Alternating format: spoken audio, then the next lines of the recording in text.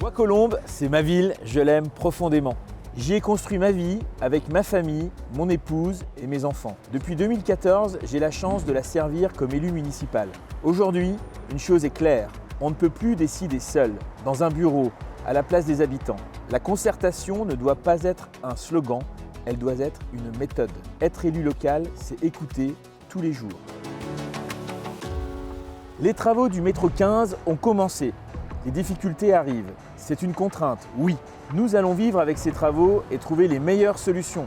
Mais ce métro est aussi une opportunité unique.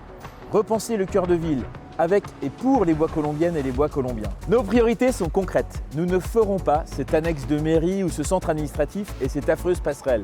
En revanche, nous rénoverons l'hôtel de ville. Notre priorité, c'est la rénovation des écoles qui en ont besoin. Et en premier lieu, l'école Paul Bert. Les cours d'école doivent devenir de vrais espaces verts.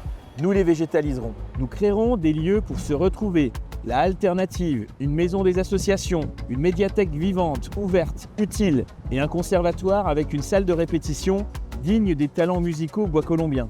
Nous voulons une ville plus accessible, plus solidaire, une ville qui lutte contre l'isolement. Famille, jeunes, aînés, Bois-Colombes doit créer du lien et surtout le faire vivre.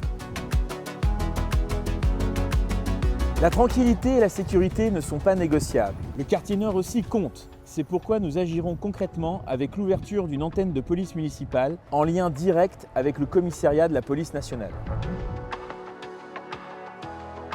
Soutenir nos commerçants, nos artisans, nos entrepreneurs, nos artistes et faire vivre la ville, ce sont nos priorités majeures. Nous voulons une ville conviviale, vivante, rassemblée, avec des temps forts tout au long de l'année, dans tous les quartiers. En une minute, on ne peut pas tout dire, mais on peut dire l'essentiel. L'avenir de Bois-Colombes ne se décide pas seul, il s'écrit ensemble. Les 15 et 22 mars, faisons le choix d'une ville qui écoute, d'une ville qui agit, d'une ville responsable. Ensemble, écrivons l'avenir de Bois-Colombes.